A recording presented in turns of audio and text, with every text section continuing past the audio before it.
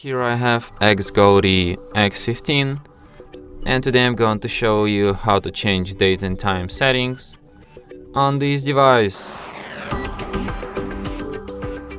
So to do this, firstly you have to open settings, then go to the system section, date and time.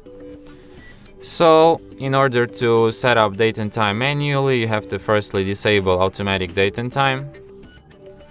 So here you can change your date, here you can change your time. You can also change time zone by disabling automatic time zone. So here you can select it, and you can also change time format from 24-hour to 12-hour, or vice versa.